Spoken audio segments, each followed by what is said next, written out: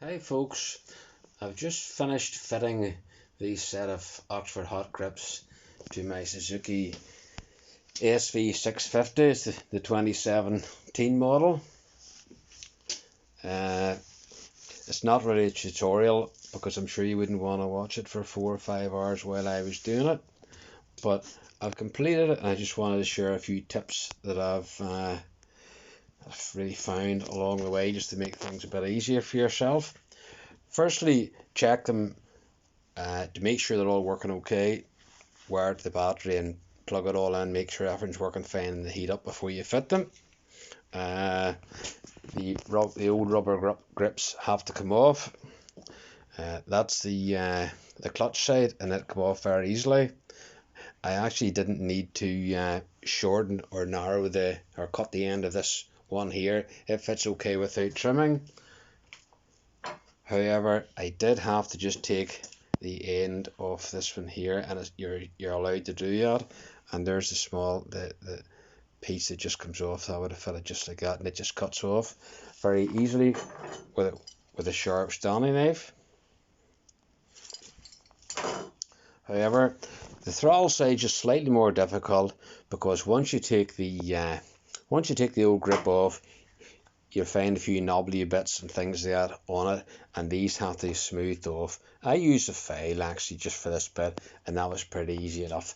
But you'll see actually this is the old grip that I've taken off, and you'll see here at the very end here on the right hand side there is like a bit of a V section, and you do need to smooth that off. And the best way to do it is using just a junior hacksaw, which I did just quite simply, just cutting in like that the whole way around, and that got it off quite easily, and then filing it smooth. There's one last ridge which you do leave on, it's a small ridge, and I think it's best left on. And before obviously you do any cutting or filing, I would put a bit of masking tape or a bit of insulating tape just over the edge here to make sure that you don't damage that, because sometimes these things slip, and the last thing you want to do is be looking at a wee cut or a graze on that. Do a dry run first, get your grips on before you glue them. Strangely, the glue, it's like a super glue supplied, and in my mind it probably sets far too quick, so you don't get much time with it, so only seconds, as I did find out. But luckily it wasn't too bad. I put a wee mark on the dry run just to see exactly where they should go, so as you have them actually just in the right place. It means when you glue them, and you don't need loads of glue, but as soon as you glue them and you get them straight on, you get them straight into place. And really, it is really important that you don't leave that too long, because you will not have 6 seconds or 7 seconds or 10 seconds at all. It quite literally is 2 or 3 seconds. So once you get that grip on, and the same with the clutch size, it's very important you get it straight on to where you want it to go, and just a gentle bit of rotating as you're sliding it on and straight into where you want it to be. I put these wee markers on here so I know where it should be.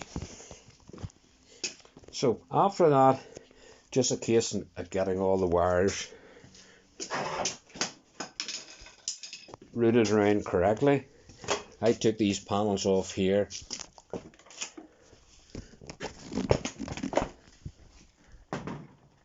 and took it up from the battery down through this end, just in along the frame here and out here and in here, just attach it to a couple of cables there. What you must do is actually make sure everything is free and it's not rubbing on anything at all. I had once I got it all up here, I scratched my head about just how tidy it was going to be, because there's quite a bit of wires and things like that.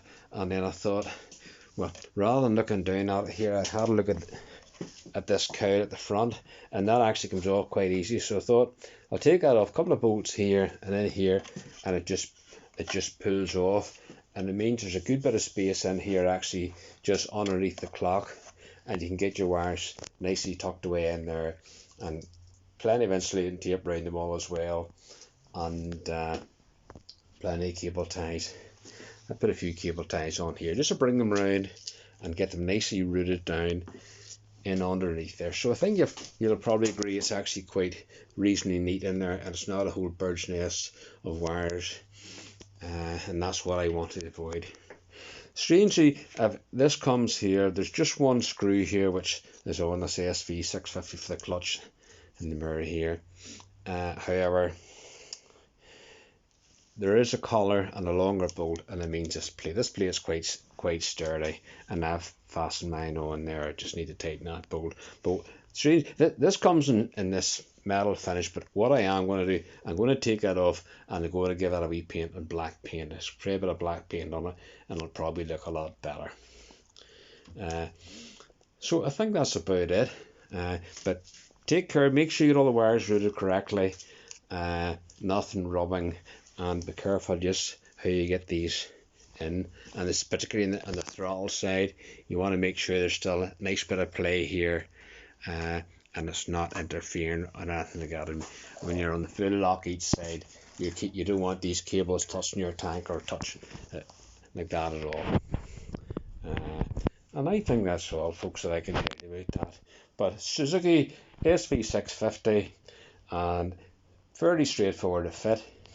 If you can wire a plug and do a few small bit of wiring, and you don't have to be a complete mechanic to be able to do this, you should be able to completely do it. A few people have said they did it in, a couple of hours or even less. I've probably taken 4 or 5 hours, but I'm quite fastidious how this all worked, and I've checked, double checked, and played about a bit. So hope that's okay, folks, and thank you for watching. If you've appreciated the video, hit the like button. Okay, thank you.